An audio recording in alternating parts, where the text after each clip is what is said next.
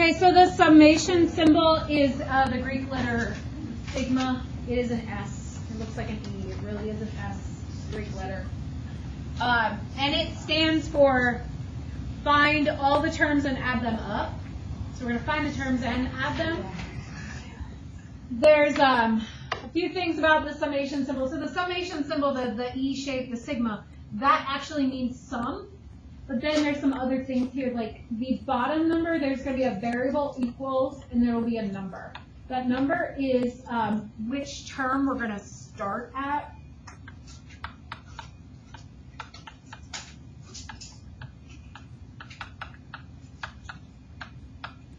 And then at the top, that's the term we're going to end at.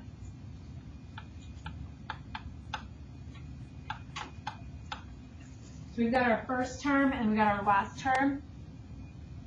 And then next to the summation symbol, this right here would be the formula, the general term, the a sub n term. That would be this one right here. I'm just going to call it the formula.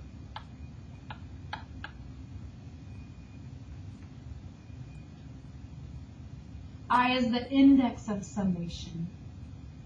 N is the upper limit of summation. And 1 is the lower limit of summation. That's like vocabulary for you. But it basically means start with this one, end with this one. So find the sum. The formula we're using is 3i minus 1. What term are we starting at? What is the lower limit of summation? 1. So that means we're going to first do 3 times 1 minus 1. Nope, not 3.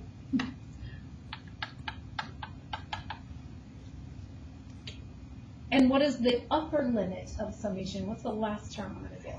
5.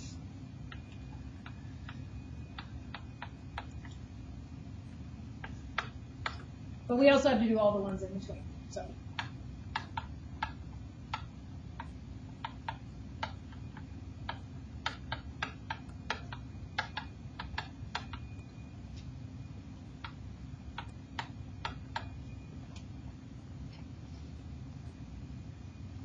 After you plug in the term numbers and you find out what each term is, add them up.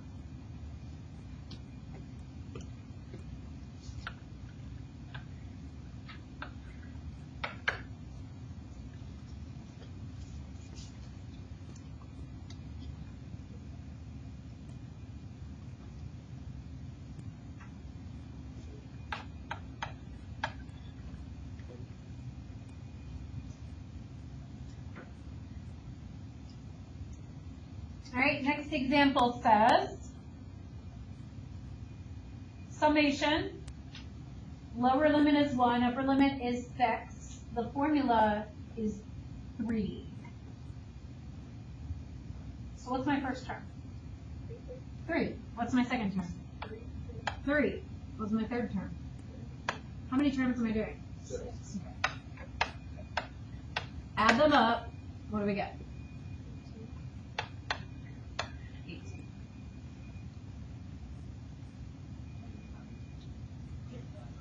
Well, it's always 3. There's no variable. Nothing's varying. No matter what term it is, it's 3. So K equals 1 we think first term, not 1. Yes. So K would be which term? And there's nowhere to plug K in the formula, so it's just 3 every time. This one here is negative J squared, so there is a place to plug in the J's. All right, so we're going to do from 0 to 4. So what am I going to plug in first? We'll do negative 0 squared, negative 1 squared,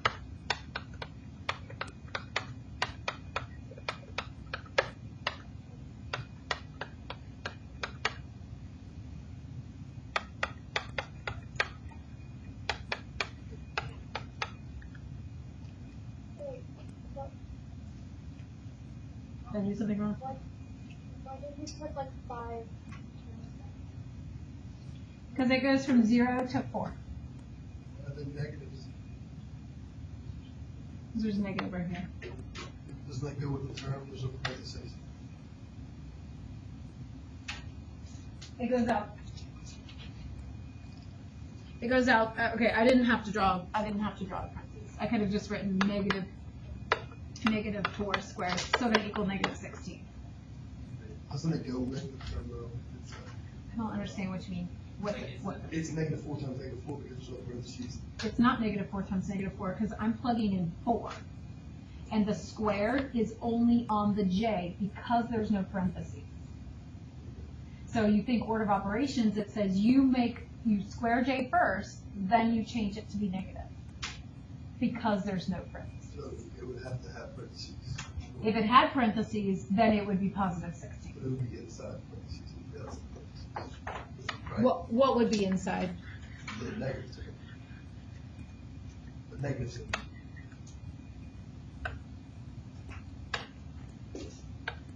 Like if I had this, Yeah. yeah, if I had that, then I would plug in 4. Yeah. I would change it to be negative, and then I would square it. So that would be positive 16 because of the parentheses and where the negative sign is. Yeah.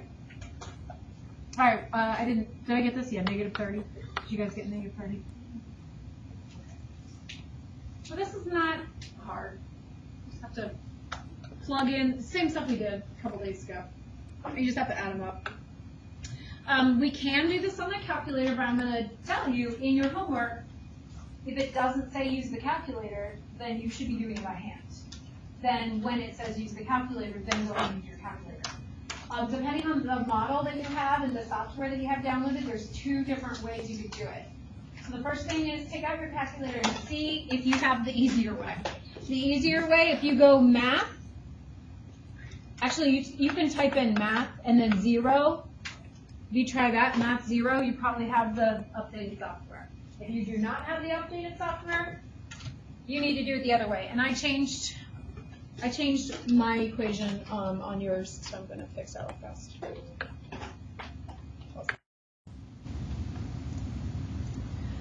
Okay, so if you go to your calculator and you hit math 0, if I hit the math button, and then 0, and it comes up, can't really see it very well up there, but if it comes up and you're good to go, plug in your information. If it doesn't come up, then you've got to do the other way, which my other calculator, it doesn't come up on. So the other way says we have to go to stat, which my finger is on right now, stat, and you have to go over. Just kidding. Second stat, let's try that again. Second stat, you have to go over to math, and you have to choose sum, which is 5. And then you have to do second stat again to go to OPS and choose sequence, which is 5.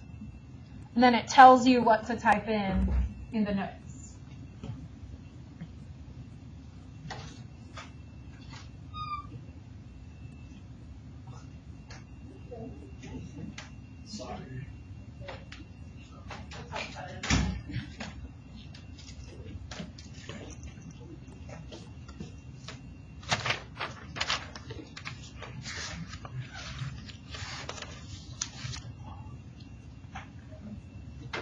Okay, so if you are not getting the answer of,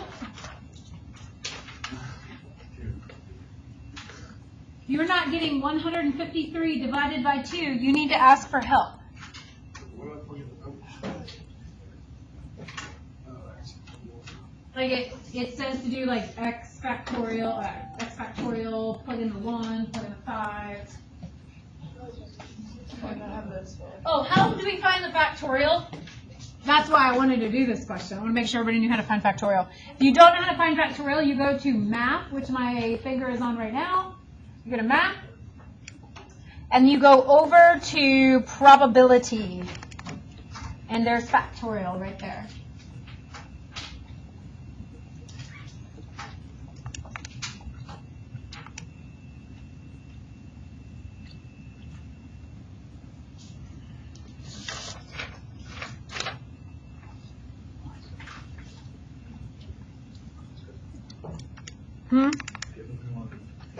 Mm-hmm.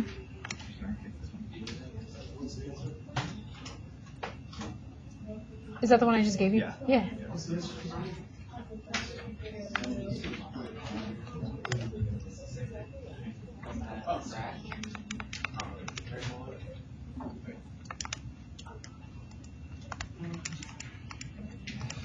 The comma is a button right here. Comma is available right there.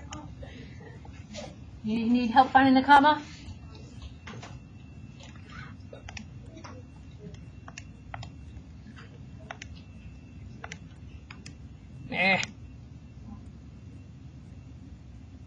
Oh, I forgot the X.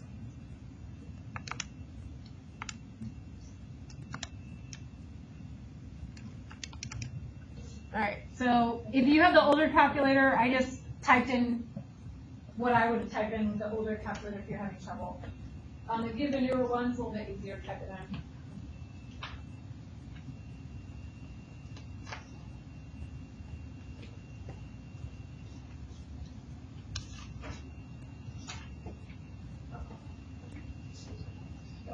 We got two today.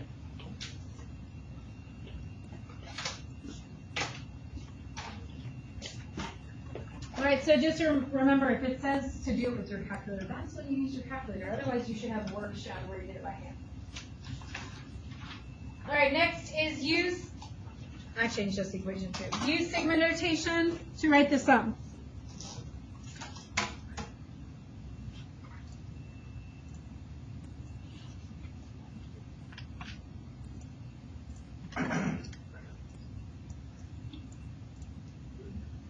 Oh, I didn't change that one. Okay. To write the sum in sigma notation,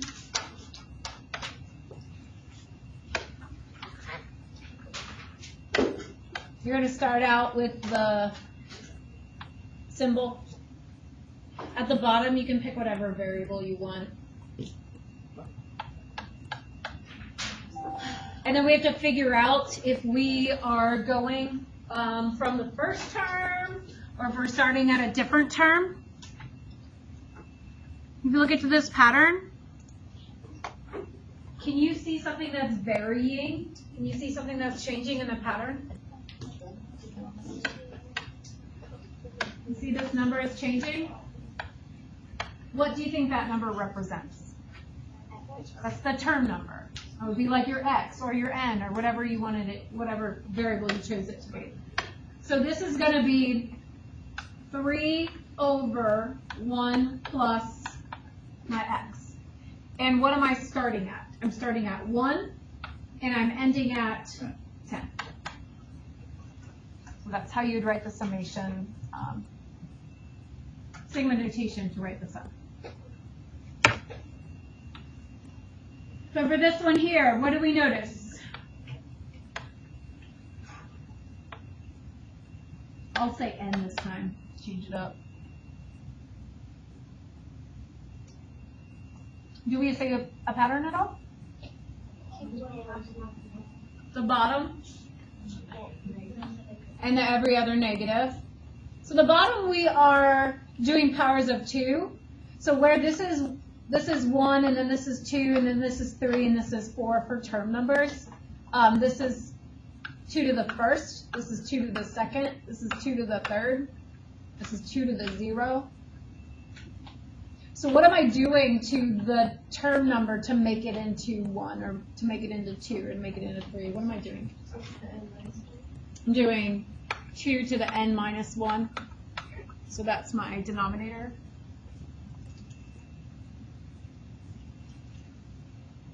What's 128? 2 to the what?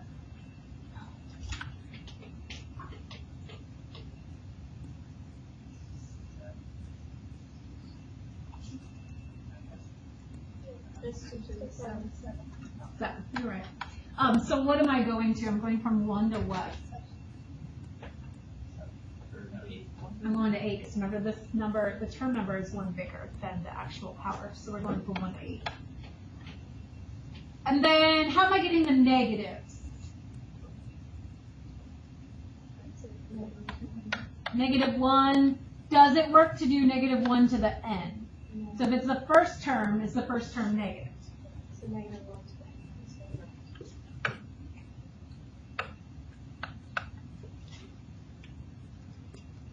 Or n plus 1 would also work for that. All right, so it is the same stuff we did last night. You're just attaching it to a summation symbol now.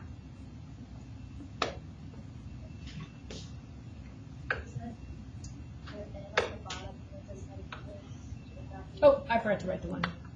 Thank you. So that would be your final answer for that one.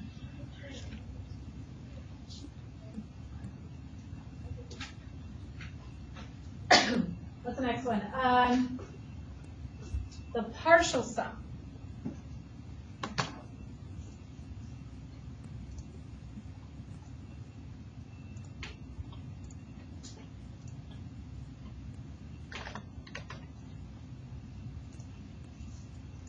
Make this look a little bit bigger. It says right here that the partial sum or the sum is called a series rather than a sequence. When we're adding them up, they're now called a series. So here, you're looking at this series, and it goes from 1 to infinity. But we're only going to find the fourth partial sum. That means when you see fourth partial sum, that means you're only finding the first 4 terms. So that's telling you to do this.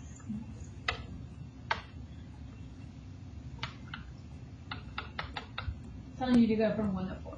That's what fourth partial sum is.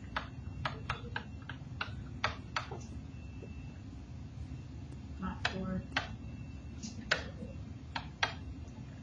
So our first one is going to be 2 times 1/4 to the first. Plus our second one, 2 times, what's 1/4 squared?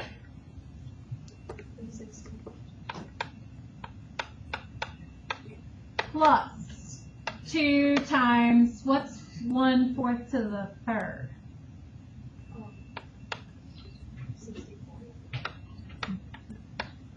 Plus 2 times 1 over 256. I'm just doing this like in my head so I can get it done a little faster. At this point, I'd probably type this in my calculator like 2 parentheses 1 divided by 4 plus 2 parentheses 1 divided by 16 plus, and then finish it. You can type it in your calculator that way because your calculator will do multiplication before it does addition. It knows the order of operation. So go ahead and type that in and find your answer. And you could simplify it more. You could type in 2/4 plus 2/16 plus, if you wanted to.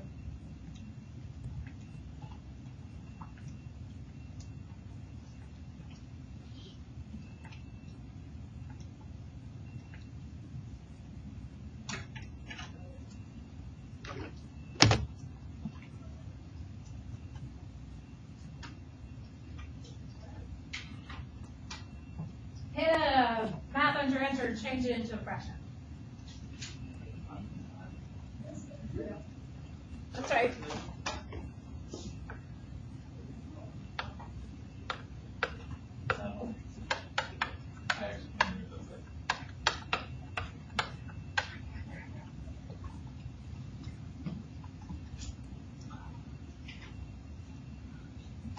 Sometimes that fraction button, as convenient as it is, like on those new calculators, that fraction button, sometimes it takes longer to, instead of just typing in like 2 times 1 divided by 4. Sometimes that fraction button, a few extra steps. Not really speedy. Look at the next one.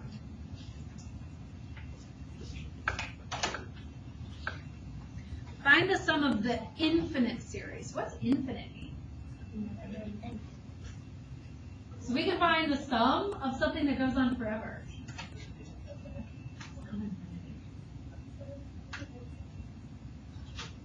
I guess sometimes it could be infinity, but this one's not.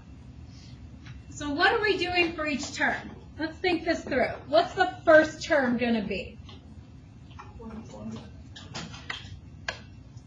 1/10 to the first. What's our second term going to be? 1 over 100, because we're doing 1/10 squared. What's our next term going to be? plus 1 over 1,000. 10,000 plus 1 over 100,000. Okay, I'm going to stop writing that because it's going to continue on forever. There's an infinite number of terms. Let's think of this as decimals. What's 1/10?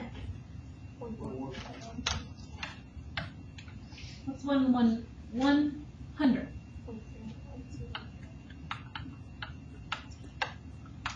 1,000.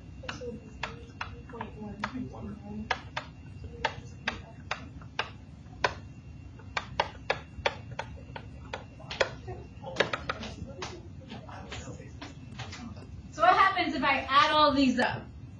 Forever. Right? That's a fraction. What is it? 1/9.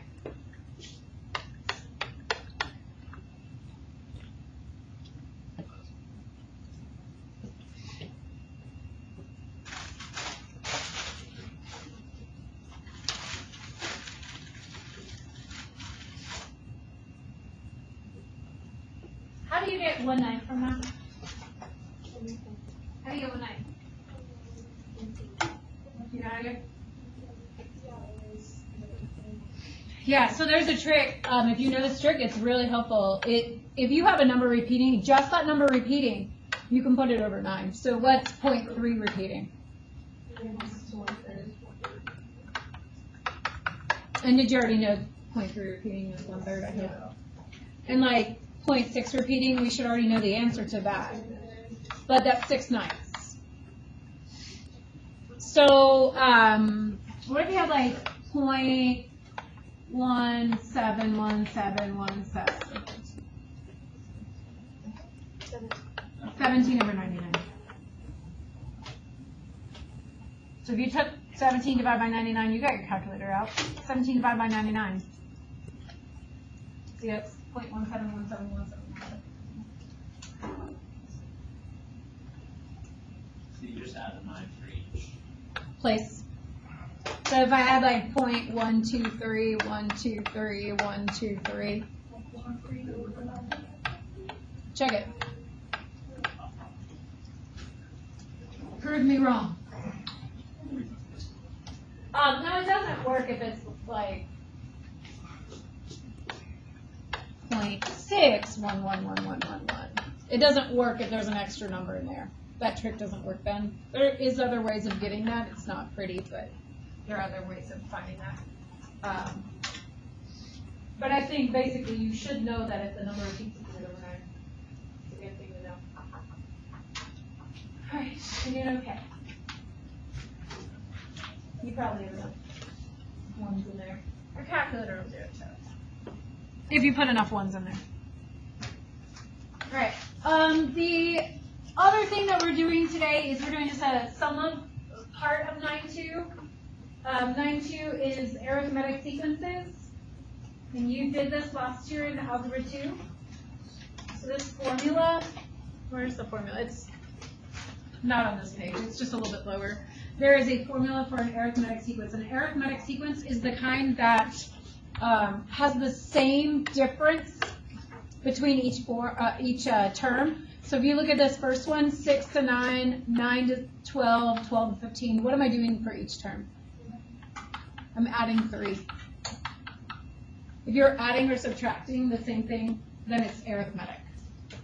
And if it is arithmetic, we have a formula you can use. So the first couple of examples, they're just asking what's a sub 1, 2, and then what's the common difference? 1. For this one, what's a sub 1? A sub 1, 19, and what's the common difference? Negative 5.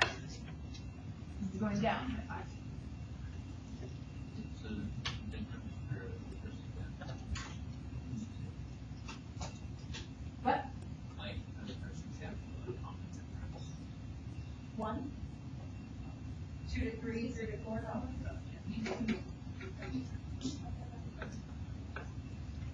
So that's the nth term. This is a formula that says for the nth term, you take your first term and you add the number of terms, subtract 1, and then multiply that answer by the common difference.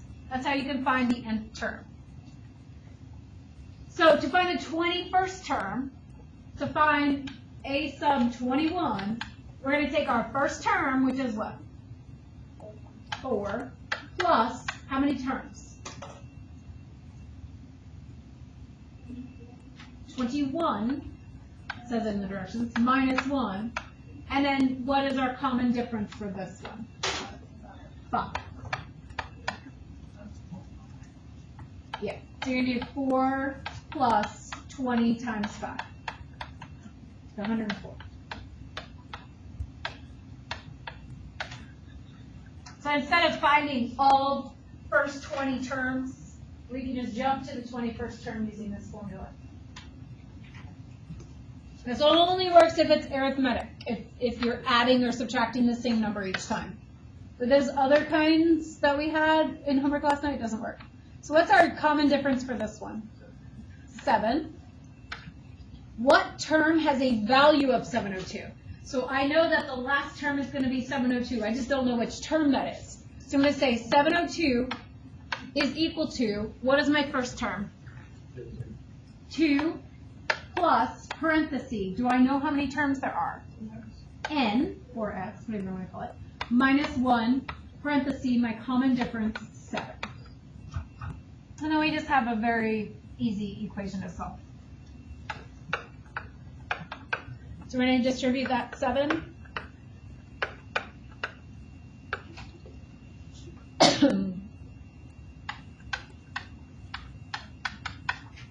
And solve for n. So that would be the 101st term.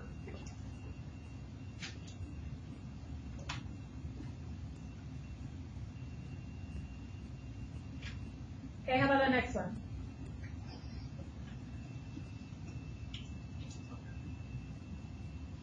Is it not arithmetic?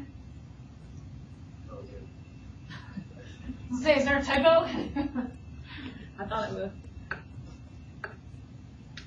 What's the D? What's the difference? 4. And we have to find the 13th term. So you're going to do A sub 13 equals first term plus 13 minus 1 times our D of 4.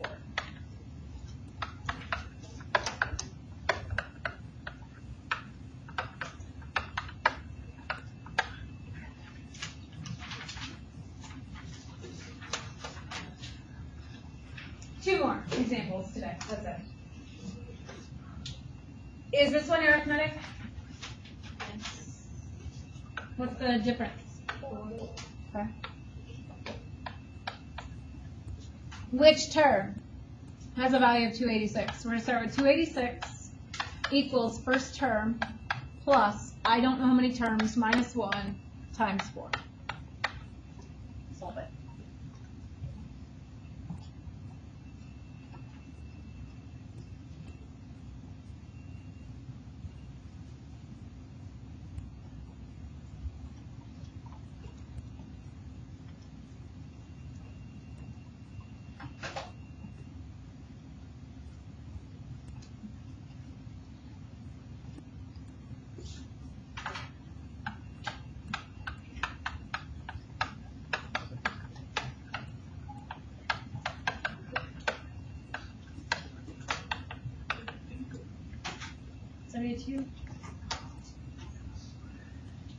All right, last example.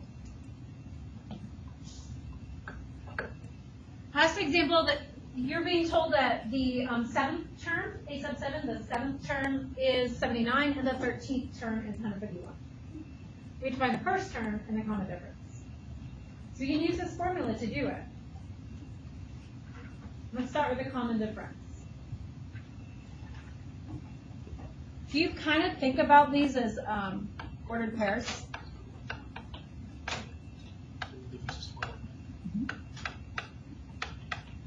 The common difference is a lot like the slope. We're going to subtract the two values and divide that by subtracting the two term numbers. Because they're all evenly spaced, it's constant. So it's just like slope, it's linear.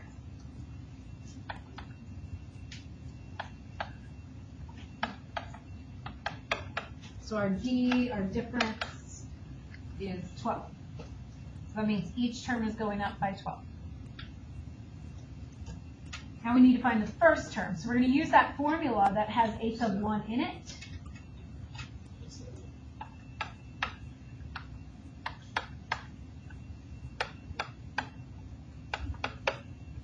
Well, what am I going to put for my a sub n?